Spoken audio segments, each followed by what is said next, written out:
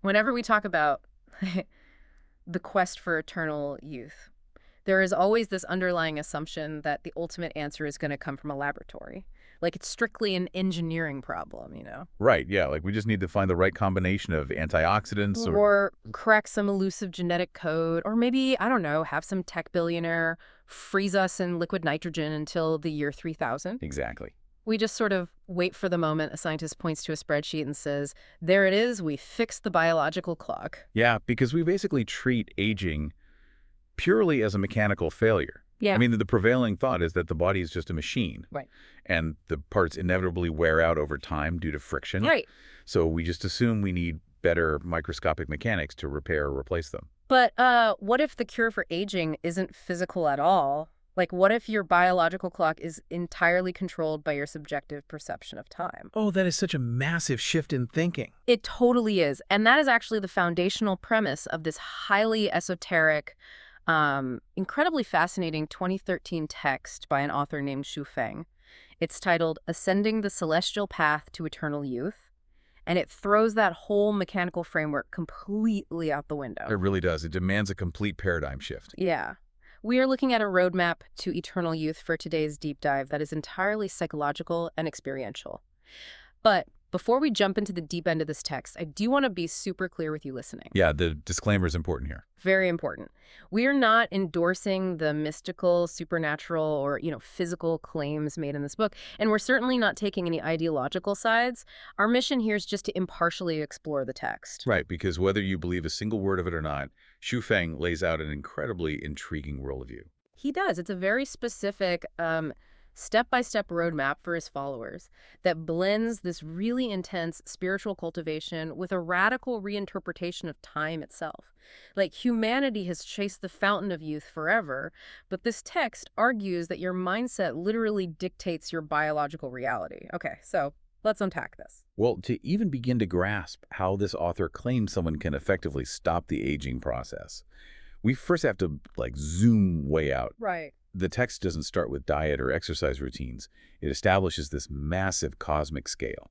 It opens with the premise, and this is a quote, "One day in heaven is equivalent to 1 year on Earth." And he actually claims that modern science will eventually prove this relativity of time and space, linking that cosmic math directly to human metabolism and the cycles of growth and decay. Right? Exactly. He introduces the concept of different dimensional worlds, which basically serves as the backbone of his entire philosophy. Right. He categorizes all of existence into 4 distinct tiers, and they're defined entirely by lifespan. Okay, lay them out for us. So first, you have the human world, where we are right now, with an average lifespan of around 80 years. Which, feels like a total blip when you look at the next tier. Oh, the jump is massive. Yeah. The second tier is the 1,000-year world, where a single lifespan is, 1,000 years. Wow. And then we vault into the 10,000-year world, where an individual life lasts over 35,000 years. It's just so hard to even comprehend that. Yeah. And finally, the absolute pinnacle of this cosmic hierarchy is the Celestial Islands continent of the Elysium world. In that realm, life is simply limitless. It is completely infinite. It reminds me of those sci-fi concepts involving time dilation. Oh, like Interstellar. Yeah, exactly. Imagine an astronaut visiting a super high-gravity planet where 1 hour on the surface equals 7 years back on Earth. But in Xu Feng's framework, the gravity isn't physical mass. It's a spiritual environment. Right. The text explicitly states the principle that environment shapes the person. So if the environment dictates the biological clock, how does the author connect these theoretical multi-millennial cosmic lifespans to the everyday reality of a human being walking around on Earth right now? Like, how do you actually cross from the 80-year world into the 1,000-year world? Well, what's fascinating here is that the text bridges that seemingly impossible gap through a concept the author calls the second home. Okay. And this isn't framed merely as an afterlife promise, something you attain only after you die. It's a claim that people are actively extending their lives right now on Earth by consciously altering their environment and their consciousness. And the followers in this text, they are referred to as Chanyuan celestials, right? Yes, that's correct. My understanding is that the second home is meant to be a tangible, physical manifestation like a community modeled directly after the conditions of the 1,000-year world. By living in the specific environment and cultivating a higher state of consciousness, these celestials are essentially trying to I don't know, download that cosmic time dilation into their human bodies. Yeah, that's a great way to put it. The author actually states a very specific earthly wish for his followers. He talks about enjoying love and vitality until 100 and living to 120. Okay, so pushing the absolute limits of human biology. Right. But the claims made in the text go significantly beyond just achieving extreme old age. It asserts that if you observe the residents of this second home, some haven't changed physically over the years. They appear literally frozen in time. And some have even supposedly grown younger, right? Not. Experiencing literal rejuvenation, Yes. which is a wild claim, obviously. But if we peel back the mysticism for a second, the core mechanism of how they supposedly achieve this biological preservation relies on a total psychological flip regarding how we perceive time. I'd say this is arguably the most profound psychological insight hidden within this entire esoteric framework. The author argues that subjective perception directly alters biological reality. Yeah, the text states that when you feel like time flies so fast, or when you get yourself saying, in the blink of an eye, decades have passed, you shouldn't panic. Right, which is usually what we do. Exactly. But the text says that feeling is actually the primary sign that you are entering the state of eternal youth. That feeling of time flying is the physical embodiment of the phrase, one day in heaven is a year on earth. But then there's the other side of it. Yeah, if time feels incredibly slow, like a single day drags on like a year, the text says your life cycle is rapidly shrinking and your body is aging at an accelerated rate. Which completely upends our usual cultural understanding of time and aging. It totally flips the script. I mean, think about it. For you listening, we usually complain when time flies. We say, oh no, where did the weekend go? Life is passing me by too quickly. Yeah, it induces this low-grade anxiety that we're running out of time. Right. But Suifeng looks at that and says, no, that's the goal. Meanwhile, if you're bored out of your mind and a day feels endlessly long, you are actively harming yourself. If we strip away the cosmic language for a moment and look at the underlying physiological mechanism he is describing, it's actually pretty grounded. He is essentially equating what modern psychology calls a flow state with biological preservation. Oh, that's really interesting. Yeah, like, when do we feel like time is flying? We feel it when we are deeply engaged, joyful, free of anxiety, and fully present in the current moment. Right. And when you're in that psychological state, your physiological stress markers absolutely plummet. Your body stops overproducing cortisol and adrenaline. So your nervous system isn't locked in fight or flight mode. Exactly. Now, add to that what happens when time drags. Think about the last time you were stuck in a sterile waiting room, incredibly anxious, or trapped in a job you absolutely hate. Ugh, an hour feels like a decade. It really does. During those moments of suffering, boredom, or anxiety, your body is under chronic stress. And modern science shows us that chronic stress literally damages our DNA telomeres. Those are the protective caps on our chromosomes. Oh, wow. Yeah, when telomeres fray, cellular aging actually accelerates. That intersection of mysticism and biology is incredible. While Shufeng wraps this concept in the language of dimensions and celestial islands, the core truth is heavily supported by psychology. Deep joy and engagement preserve the physical body, while suffering and boredom quite literally age yourselves. Okay. The feeling of time dragging is just the friction of your ego grating against reality. And that friction wears the machine down. But if eliminating that psychological friction is what stops the biological clock, it raises the obvious question of execution. Right, like how do you actually do that? Yeah. How does Weifeng actually expect people to do that while existing in the messy modern world? Well, the text certainly doesn't just leave it at a vague, be happy and find your flow. It demands a very strict 8-step roadmap to achieve this state of eternal youth. And looking at these 8 steps, they're pretty intense. Oh, they are. I see 2 distinct buckets here. The first bucket is entirely cognitive and emotional detachment. Like step 1 is dwell in emptiness, spirit, and grace. Step 2 is own nothing at all. Step 3 is enter a state of egolessness. Step 7 is feel only gratitude, hold no resentment.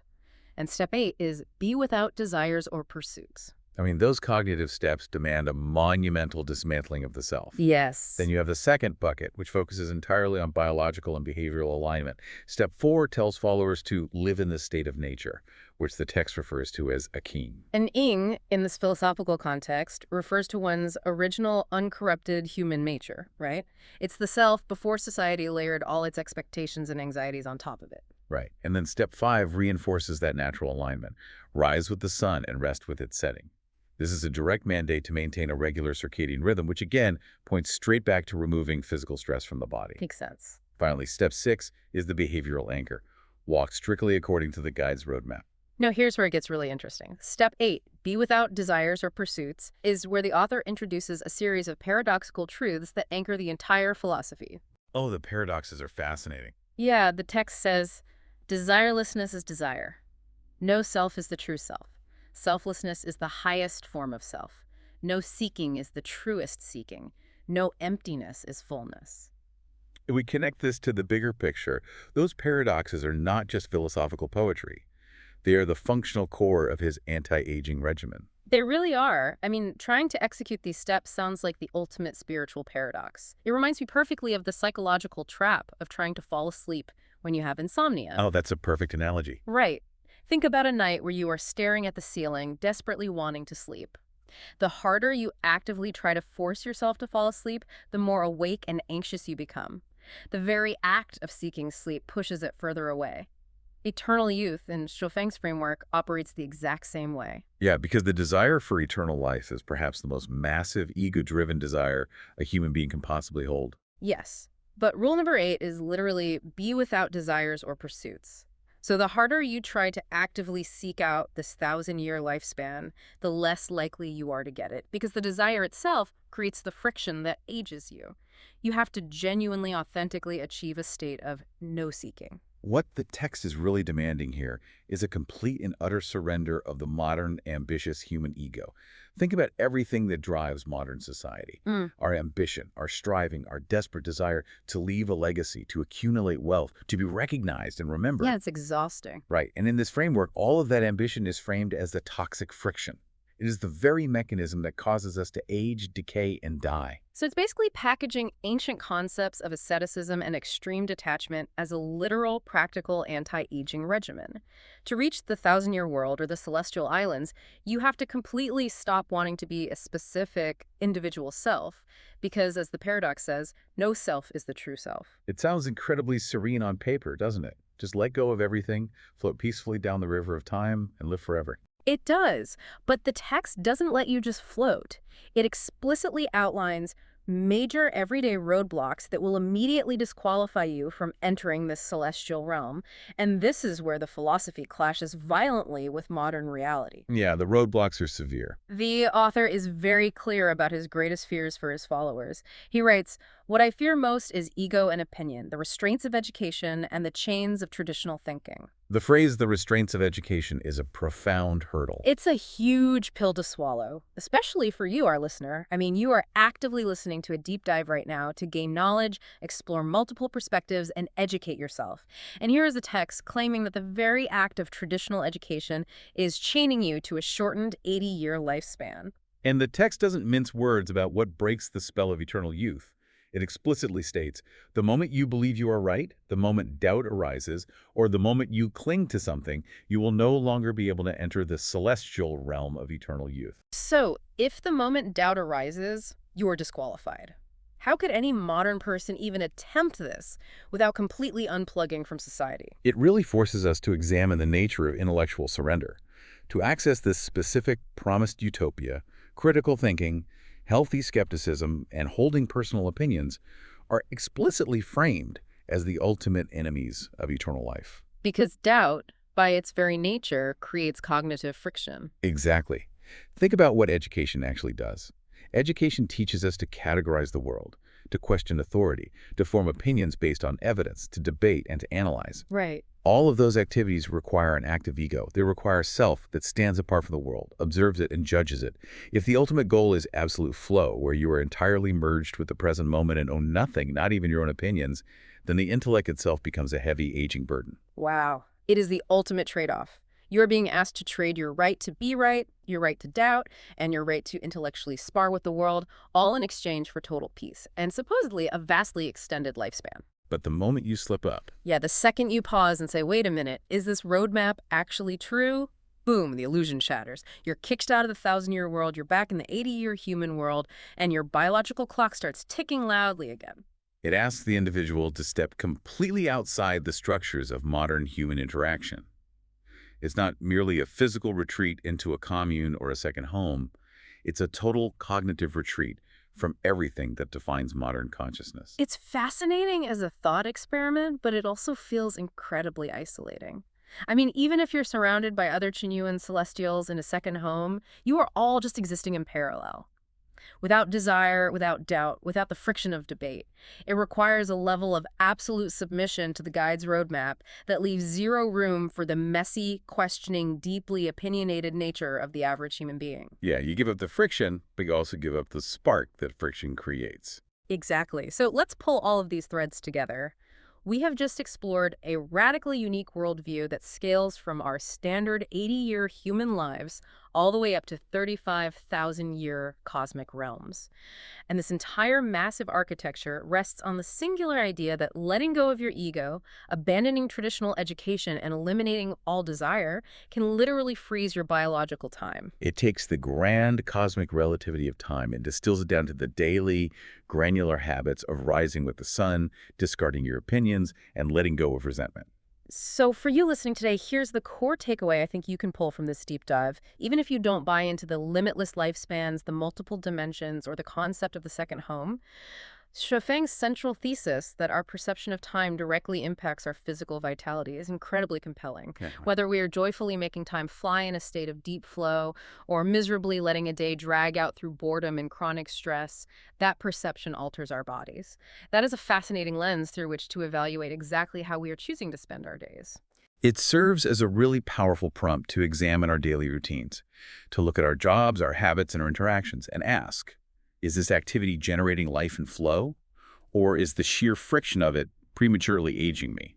We started this deep dive talking about the medical, mechanical view of aging, the broken bones, the cellular decay, the scientific pursuit of a literal cure for death in a lab. But this text suggests the cure isn't a pill at all. It's the total release of the self. Which leaves us with one final, lingering thought for you to ponder on your own today. The text promises that by giving up all desires, pursuits, and personal opinions, you can achieve a limitless, infinite lifespan. A life entirely devoid of friction. Right. But if you truly own nothing at all, hold no opinions, and have absolutely no desires, would an infinite life actually feel infinite? Or, without the friction, the passion, the doubt, and the desperate seeking that define the human experience, would eternal life just feel like an eternity of nothingness? Is the price of living forever simply giving up the very things that make an 80-year life worth living in the first place? The cost of immortality might just be your humanity. Something to think about the next time you feel like time is flying by. Thanks for joining us.